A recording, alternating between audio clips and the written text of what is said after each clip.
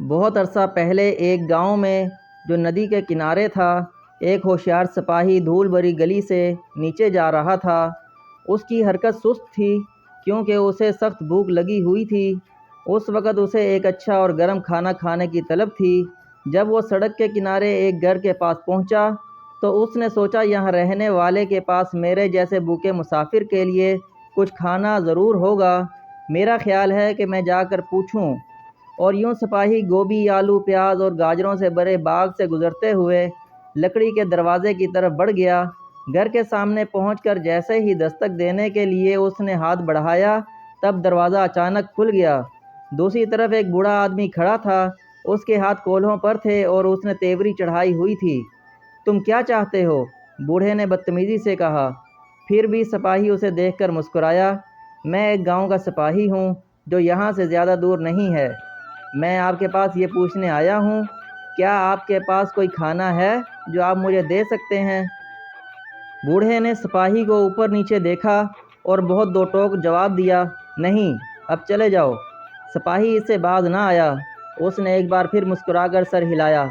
میں دیکھ رہا ہوں، میں صرف اس لیے پوچھ رہا تھا کہ مجھے اپنے پتھر کا سوپ بنانے کے لیے کچھ اور چیزیں چاہیے تھیں، لیکن میرا اندازہ ہے کہ مجھے یہ سادہ ہی کھانا پڑے گا، اگرچہ اتنا ہی مزیدار۔ بوڑھے نے بھویں اچکا لیں۔ پتھر کا سوپ؟ اس نے پوچھا۔ جی جناب، سپاہی نے جواب دیا۔ اب اگر آپ مجھے جانے کی اجازت دیں گے۔ سپاہی راستے کے بیچ میں چلا گیا اور اپنے سامان میں سے ایک لوہے کی دیگچی نکالی۔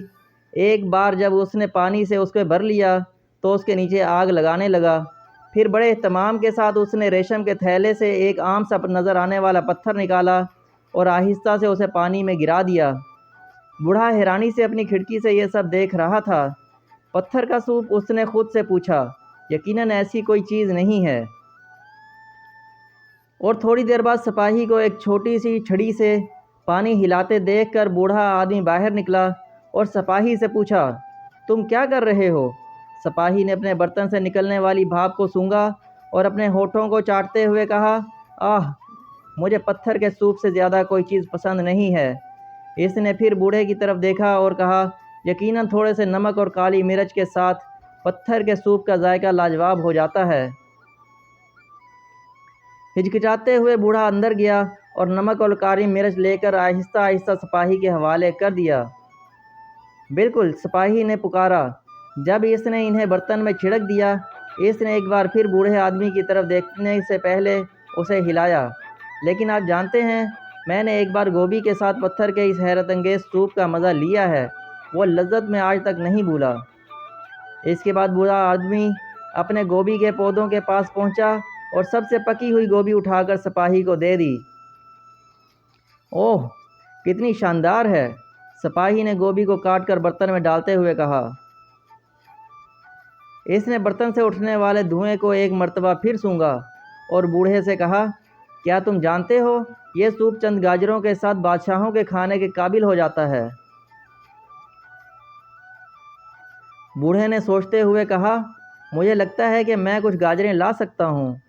اور وہ گاجروں کے پاس گیا اور مٹھی بھر توڑ لایا۔ جب سپاہی کو گاجریں پیش کی گئیں تو سپاہی بہت خوش ہوا۔ اس نے انہیں کاٹ کر ایک بار پھر برتن کو ہلایا اور یوں چلتا رہا۔ بوڑھا آدمی برتن کی خوشبو سے خوش ہونے لگا۔ جب وہ پیاز، آلو، گائے کا گوشت وغیرہ لے کر آیا، سپاہی نے خود بھی اپنے تھیلے میں سے مشروم اور جو جیسی چیزیں شامل کیں، یہاں تک کہ اس نے اعلان کیا کہ سوپ تیار ہے۔ بوڑھا آدمی سپاہی کی طرف دیکھ کر مسکرایا جب اس نے آدھا سوپ اسے پیش کیا۔ آپ اندر کیوں نہیں آتے؟ میرے پاس آج صبح بیکری سے لائی گئی تازہ ڈبل روٹی ہے جو پتھر کے سوپ کے ساتھ مزیدار لگے گی، اس نے شفقت سے کہا۔ اور اس طرح بوڑھے آدمی اور سپاہی نے مل کر ایک شاندار کھانا کھایا۔ سپاہی نے اپنے تھیلے سے دودھ کا ایک ڈبہ نکالا اور وہ بھی شیئر کیا۔ بوڑھے آدمی نے سپاہی سے کہا کہ اس نے اس سے پہلے بہتر سوپ پہلے کبھی نہیں چکھا۔ بوڑھے کی یہ خوشی اس وقت تک قائم رہی جب تک سپاہی نے اسے ریشم کا تھیلا نہیں دکھایا جس میں پتھر تھا۔ بوڑھے کو حقیقت معلوم ہو گئی کہ پتھر کا اس میں کوئی کمال نہیں، کھانے میں ذائقہ ان دونوں کی محنت اور میری فراخ دلی کی وجہ سے آیا تھا۔